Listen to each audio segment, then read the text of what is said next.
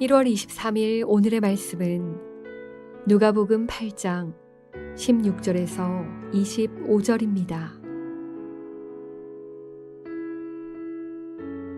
누구든지 등불을 켜서 그릇으로 덮거나 평상 아래에 두지 아니하고 등경 위에 두나니 이는 들어가는 자들로 그 빛을 보게 하려 함이라.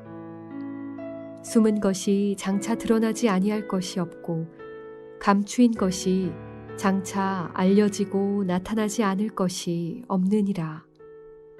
그러므로 너희가 어떻게 들을까 스스로 삼가라.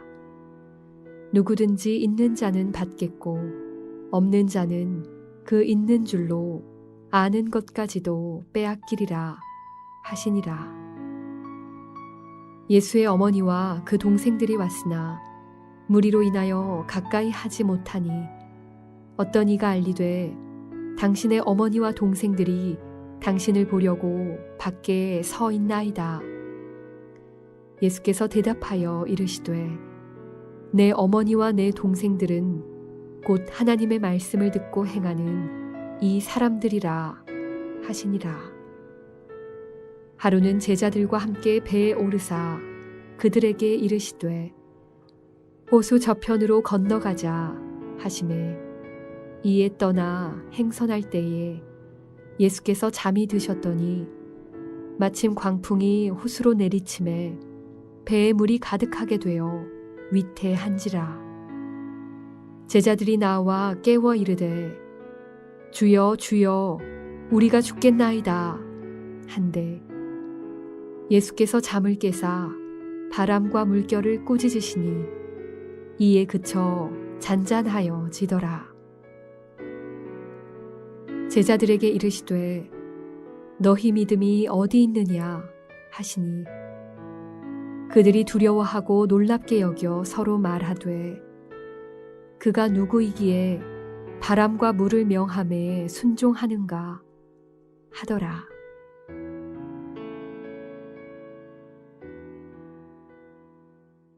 오늘 묵상할 본문은 누가복음 8장 16절부터 25절 말씀입니다. 본문은 세 가지 내용으로 구성되어 있습니다. 16절부터 18절은 등불 비유이며 19절부터 21절은 영적 가족의 정의를 말하고 22절 이하에서는 바람과 바다를 잠잠케 하신 예수님을 소개하고 있습니다. 비유는 감추는 것과 드러내는 두 가지 작용을 합니다. 예수님의 비유는 숨기는 목적보다는 등불처럼 밝히 드러내기 위함이라고 말씀합니다. 누가복음의 강조점은 어떤 마음으로 비유를 듣느냐에 있습니다. 즉 18절에서 어떻게 들을까 스스로 삼가라고 말씀합니다.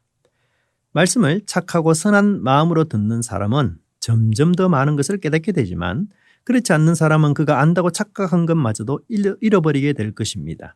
마치 좋은 밭에 뿌려진 씨앗은 여러 배의 열매를 맺지만 바위 위에 뿌려진 씨앗은 그 씨앗마저 잃게 되는 것과 같은 원리입니다. 영적인 세계에서도 빈익빈, 부익부 원리가 통하는 것입니다. 사탄은 하나님의 말씀이 자신의 왕국을 파괴하는 치명적이고도 강력한 무기임을 알기에 다각적인 방해 공작을 최선을 다해서 펼칩니다. 그래서 말씀이 임하는 곳에는 치열한 전쟁이 일어납니다. 전쟁에서 수치스러운 포로가 될 수도 있지만 영광스러운 성자가 될 수도 있습니다. 계속해서 포로가 된다면 씨앗마저 잃게 될 것입니다. 하지만 성자가 된다면 더욱더 많은 열매를 맺게 될 것입니다. 다행히도 주님은 비유를 통해서 승리의 공식을 주셨습니다. 어떻게 하면 전쟁에서 이길 수 있는지 승리의 길을 제시해 주셨습니다. 성령 충만한 마음, 고난을 견디는 마음, 시험을 이기는 마음, 세상 걱정, 염려, 쾌락, 부의 유혹에 넘어가지 않는 마음, 인내심을 가지고 말씀대로 행하고자 하는 마음 등이 바로 그것입니다. 이기는 것만큼 좋은 것이 없습니다. 이겨본 사람만이 승리에 목말라 합니다. 내가 좋아하는 경기나 게임에서 이기기 위해 애를 쓰는 것처럼 말씀을 전심으로 붙잡고 말씀의 아멘으로 응답하면서 나아간다면 사탄의 방해는 좌절될 것입니다. 19절 이하에서 누가는 예수님의 가족이 방문한 기사를 소개하고 있습니다. 핵심은 누가 참 하나님의 백성이냐는 것입니다.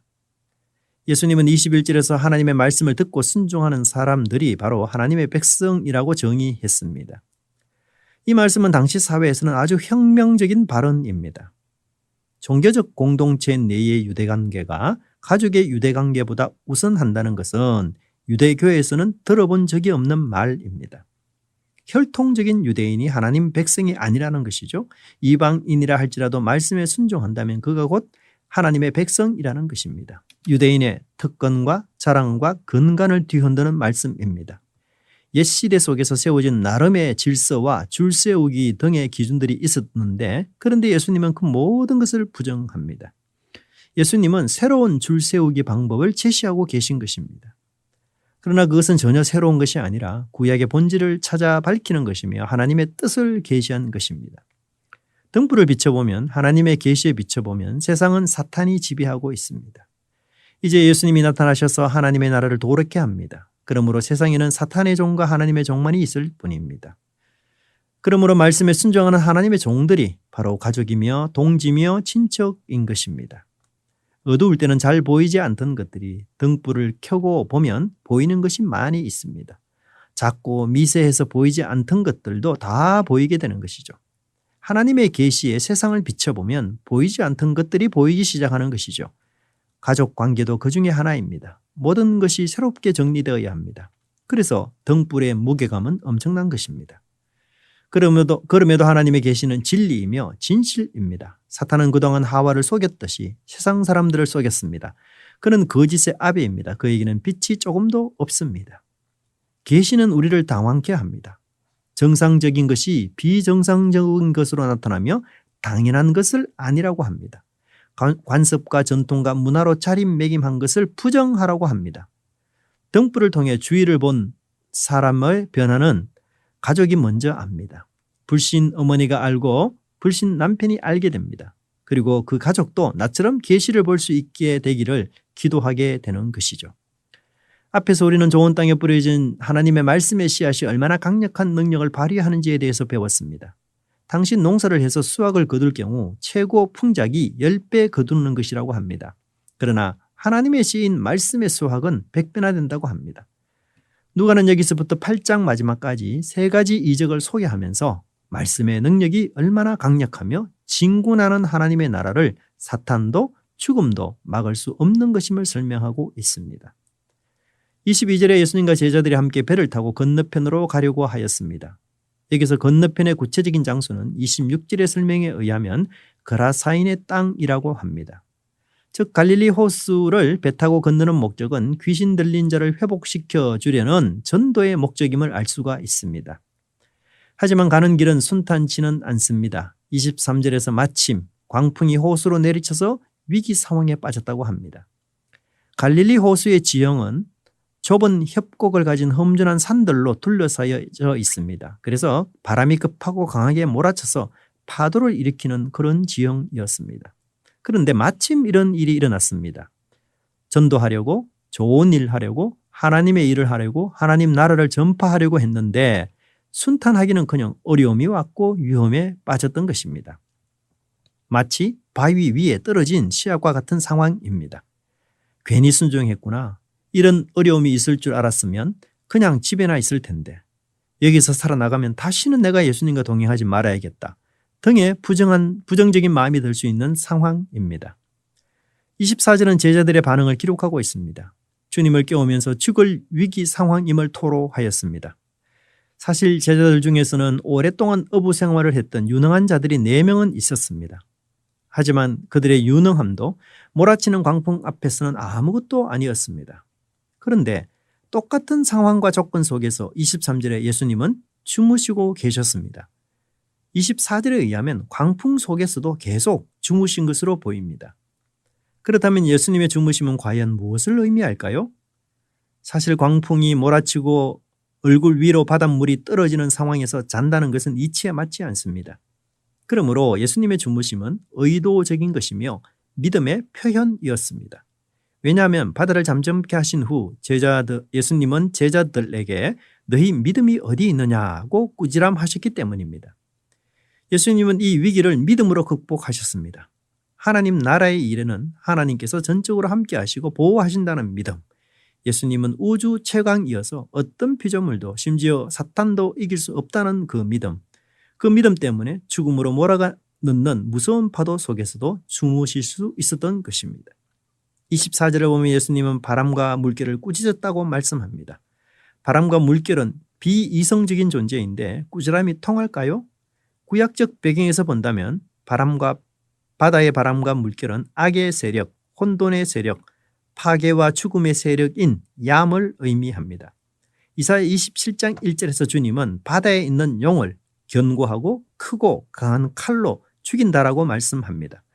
그러므로 예수님은 자연을 통치할 뿐 아니라 자연을 이용하여 하나님 나라의 도래를 막으려는 사탄의 강력한 힘도 말씀으로 물리치는 위대한 분이시며 곧 구약의 하나님이신 것입니다. 제자들은 예수님을 통해 하나님을 발견했기에 너무나 놀랐던 것입니다. 풍랑이 잠잠해진 사실보다 풍랑을 잠잠케 하신 위대한 주님에 대해 놀라워했던 것입니다.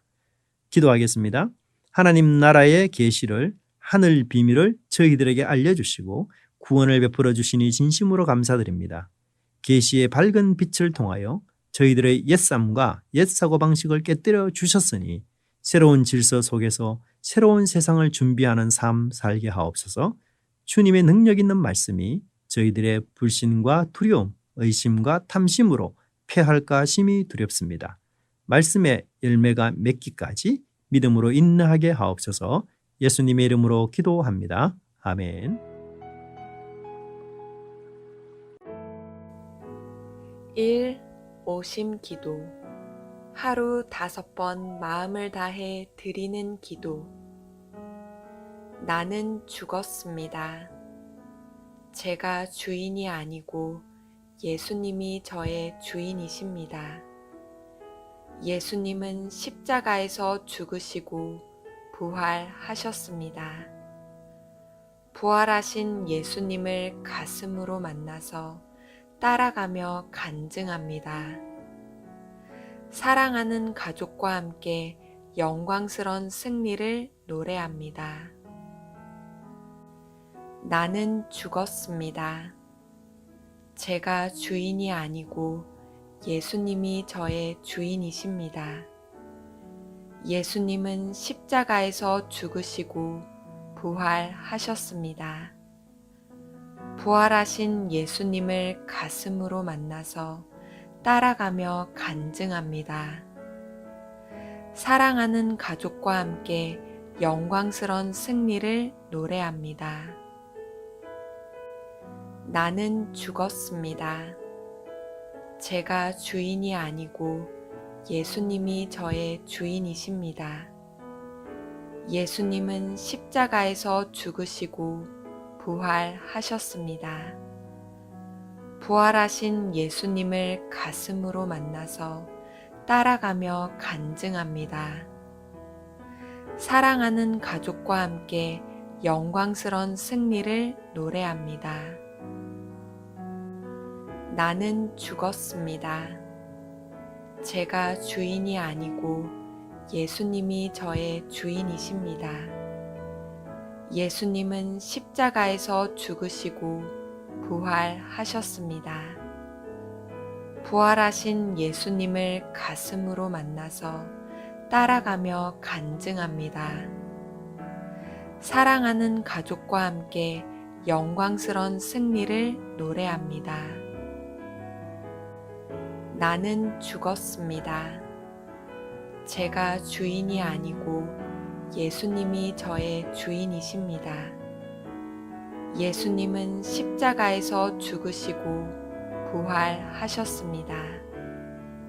부활하신 예수님을 가슴으로 만나서 따라가며 간증합니다.